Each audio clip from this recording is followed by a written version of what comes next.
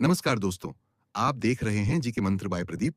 आज हम केवल कुछ ही मिनटों में भारत की पंचवर्षीय योजनाओं का ऐसा रिवीजन करेंगे जो आपके पीसीएस, बीपीएससी, यूपीएससी, एसएससी और अन्य प्रतियोगी परीक्षाओं के लिए बेहद महत्वपूर्ण है। तो चलिए शुरू करते हैं। भारत में पंचवर्षीय योजना की अवधारणा सोवियत संघ के नियोजित विकास मॉडल से प्रेरित थी। ये एक केंद्रीकृत और एकीकृत राष्ट्रीय आर्थिक कार्यक्रम था, जिसके माध्यम से देश के आर्थिक विकास की दिशा तय की जाती थी। भारत में पंचवर्षीय योजना के जनक पंडित जवाहरलाल नेहरू को माना जाता है, जबकि इसके वास्तुकार सी महालनोबिस थे। एक महत्वपूर्ण तथ्य याद रखिए, योजना आयोग की स्थापना 15 मार्च 1950 को हुई थी, जबकि नीति आयोग की स्थापना 1 जनवरी 2015 को हुई और 31 मार्च 2017 को 12वीं पंचवर्षीय योजना समाप्त होने के साथ पंचवर्षीय योजनाओं का दौर भी समाप्त हो गया।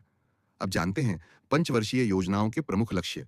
पहला लक्ष्य था विकास, अर्थात जीडीपी और राष्ट्रीय आय में वृद्धि। दूसरा लक्ष्य था आधुनिकीकरण, यानी अर्थव्यवस्था में नई तकनीकों का समावेश। तीसरा लक्ष्य था आत्मनिर्भरता, जिससे देश आयात पर कम और घरेलू उत्पादन पर अधिक निर्भर हो सके। और चौथा लक्ष्य था समानता, यानी विकास का लाभ समाज के सभी वर्गों तक पहुंचना। अब बात करते हैं प्रथम पंचवर्षीय योजना की। इस योजना की अवधि थी 1 अप्रैल 1951 से 31 मार्च 1956 तक।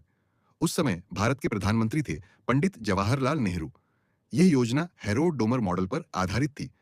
प्रथम पंचवर्षीय योजना का मुख्य फोकस था कृषि और ग्रामीण विकास। योजना में आर्थिक विकास दर का लक्ष्य 2.1% रखा गया था, लेकिन वास्तविक उपलब्धि 3.6% रही, जो लक्ष्य से काफी अधिक थी। अब जानते हैं इस योजना की प्रमुख उपलब्धियां। सबसे महत्वपूर्ण उपलब्धि थी भाखड़ा नांगल, दामोदर घाटी और हीराकुंड जैसी बहुउद्देशीय नदी घाटी परियोजनाओं की शुरुआत। इसी अवधि में देश में 5 आईआईटी संस्थानों की स्थापना की गई। साथ ही नागार्जुन सागर बांध, जो कृष्णा नदी पर स्थित है, उसका निर्माण कार्य भी प्रारंभ किया गया।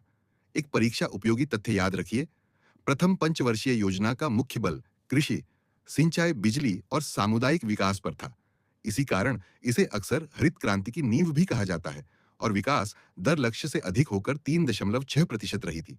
अब एक छोटा सा याद रखने का मंत्र। जनक जवाहरलाल नेहरू, वास्तुकार सी महालनोबिस। दोस्तों, यदि आपको यह वन पेज रिवीजन नोट्स पसंद आए हों तो वीडियो को लाइक करें, अपने दोस्तों के साथ शेयर करें और चैनल जी के मंत्र बाय प्रदीप को सब्सक्राइब करना न भूलें।